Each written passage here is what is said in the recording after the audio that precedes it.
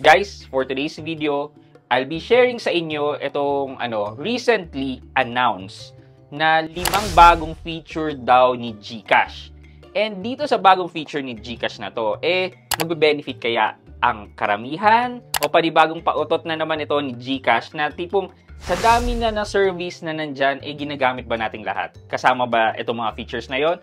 Well, it's for us to find out. Samahan niyo ako, pag-usapan natin yan. Sit back and let's discuss. Coming right up.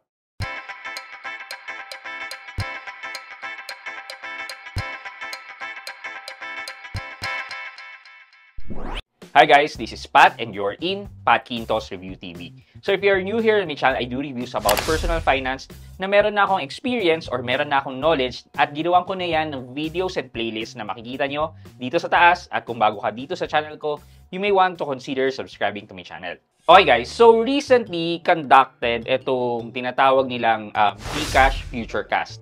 Para siyang media conference ng GCash. So dito, sinasabi ni GCash yung mga bago niyang products, bago niyang service, ayan.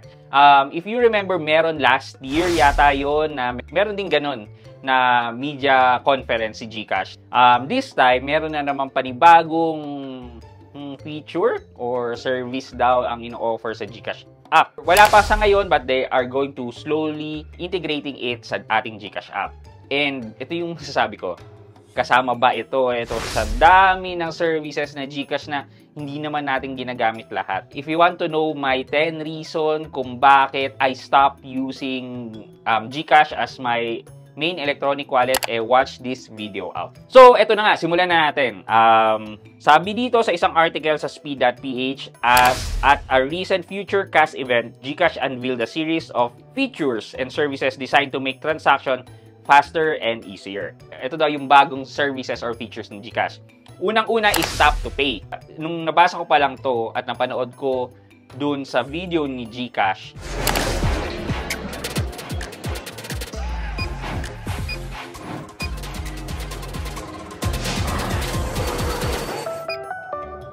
well, napaisip ako, ito na kaya yung hinihintay kong tap to pay feature? Yung meaning, alam mo yon, yung napapanood natin sa US, sa United Kingdom, ganito rin kaya yon? Well, ito, tingnan natin. So, tap to pay, commuting just got easier with a contactless payment through NFC technology. Simply tap your phone on the fast lane turnstile to pay for your ride. So, ito daw, gagamitin na natin ang NFC ng ating telepono to pay for our fare ride sa mga LRTs and MRTs. Well, maganda to kasi directly na from the phone, itatap na lang natin yung phone natin, makakapagbayad na tayo. Magandang feature to. Meron din ito dati si Samsung Pay, wherein gagamitin yung Samsung phone mo, itatap mo lang yung Samsung NFC enabled phone mo, and makakapagbayad ka na dun sa credit card terminal. Yun yung isa sa pinakamagandang feature na inaasahan ko dati pa. Since, ano pa yata yun, mga 2016 or 2015 pa. Pero hindi available sa atin. Pero ito na, si GCash ay ilalagay niya daw itong feature na to sa ating mga smartphone.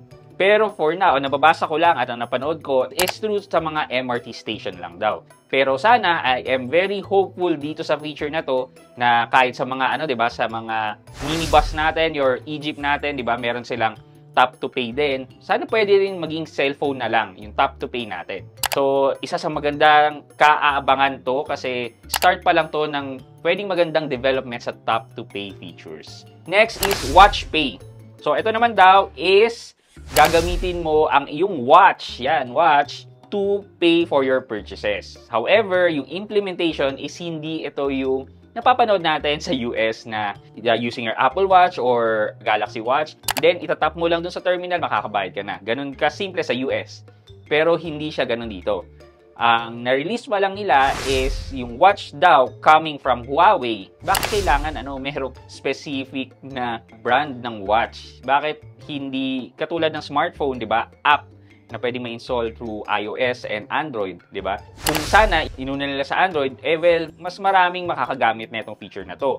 Ang mangyayari daw dito is sa watch magge-generate ng sariling GCash QR code which yun daw yung pwedeng i-scan. So, i-scan siya, hindi siya through NFC na tap to pay. Pero sana pwede rin sa watch, di ba?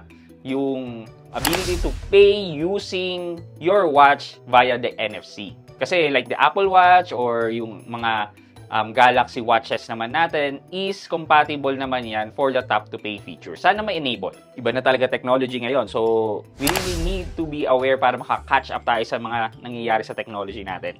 Okay, number 3, which is the GCash Tourist. Well, I don't think na it will benefit us masyado kasi or yung mga merchants yung magbe-benefit dito. Kasi as a tourist, may experience na ng mga tourists for 30 days yung basic GCash feature. So, pwede sila mag-register and makapag-transact sila ng as a normal GCash user. Number 4 is, ito daw, International Bank Cash-In. So, marami ako naririnig na mga story ng mga OFW natin about their problems in cashing in sa GCash account nila. Basically kasi available na rin yung GCash sa ibang countries. And ginagamit talaga to ng mga OFW natin when sending money to their loved ones. So, I think ito, mas okay na feature to, mas makakatulong to sa mga Filipinos versus itong watch to pay or itong GCash Tourist. Well, that's my point of view lang naman. And lastly, the GCash Junior with parental controls.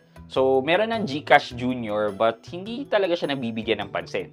However, this time, parang in-empower nila or pas pinaganda nila itong GCash Kids na pwede na daw magkaroon ng GCash account na pangbata yung 7 years old up to 17 years old.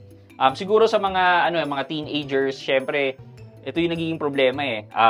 Gumagamit sila ng GCash account na hindi sa kanila. And then, nagkakaroon ng face verification issues kasi hindi naman sa kanila yung account. So, parang gumagawa lang sila ng way para makagamit ng GCash. And then, eventually, pag nagkaroon ng problema, sakit ng ulo nila. But this time, with the GCash Junior, pwede nang mag-open ng GCash account ang mga 7 years old to 17 years old with parental access or parental controls. Sa mga parents na katulad ko, makikita daw natin yung mga transaction ng ating mga kids, mga anak natin, at makakapag-set tayo ng limit or budget for them. Sabi ni GCash, magandang way na rin daw to para maturuan natin at an early age yung mga anak natin para mag-manage ng finances properly. Which is, tama naman. And that's one of the goals din ng mga banks, diba? Kaya yung mga banks nag-o-offer din ng mga bank account for kids para ma-stimulate, maturuan yung mga bata na mag-save ng money. And with GCash, I think the same din naman siya ng goal. Sana lang maganda ang implementation nito para hindi naman masayang sa wala yung mga bosses nila sa pag-share ng information o paggagawa ng media conference event. Pero again guys, para sa akin, kung maganda ang implementation ng tap-to-pay feature, okay sa mga MRT, LRTs natin, and kapag ni-roll out yan sa lahat, katulad ng QR na, di ba, medyo marami nang gumagamit ng QR, kapag meron to na tap-to-pay feature, ni-roll out na, pagbabayad sa supermarket, ay napakaganda to. Okay guys, naka 100,000 subscriber na tayo. Pero, napa-approve ko sa aking finance department na magko-continue ang ating weekly GCash giveaway. And para makasali kayo sa ating weekly GCash giveaway, napakasimple lang naman, just answer the question of the day. And for our question of the day, dito sa nabanggit kong 5 bagong features ni GCash, alin dito ang sa tingin mo na magbe-benefit para sa'yo? At bakit? Ilagay niyo yan sa comment section sa baba at may chance kayo manalo ng 1,000 pesos sa ating weekly GCash giveaway. Wala na po tayong hashtag kasi na-reach na po natin ang 100k subscriber milestone. Okay, however guys, meron tayong 100,000 subscriber celebration which will happen soon enough pag dumating ang aking play button. But what's in store for you? Well, mamimigay tayo ng 4 na cellphone sa araw ng ating celebration. Wherein dalawa doon ay manggagaling sa sagot sa mga question of the days natin and yung dalawa ay mananalo during the live event. So watch out, i-announce ko rin kung kailan ang live event natin para sa announcement ng ating mga winners. Yun lamang po for today's video, but before we end this video, mag-shoutout po tayo at shoutout kay at JamesKun88, James Kun, shoutout po sa inyo. Kay RG Franca at RG Franca, shoutout po sa inyo. Thank you so much po for watching my video. At lastly, shoutout po kay at Alexander Melindo 5854 or si Sir Alexander Melindo, shoutout po sa inyo. Maraming salamat sa patuloy na pagsuporta sa aking mga videos. Thank you so much. I hope you can like this video, leave a thumbs up, and if not, wala nang problema dyan. But continue to support me by subscribing to my channel by clicking the subscribe button and also the bell button sa tabi ng subscribe para makareceive kayo ng latest notification sa lahat ng upload ko. Again guys, this is Pat Quinto and you're in Pat Quinto's Review TV. Bye-bye!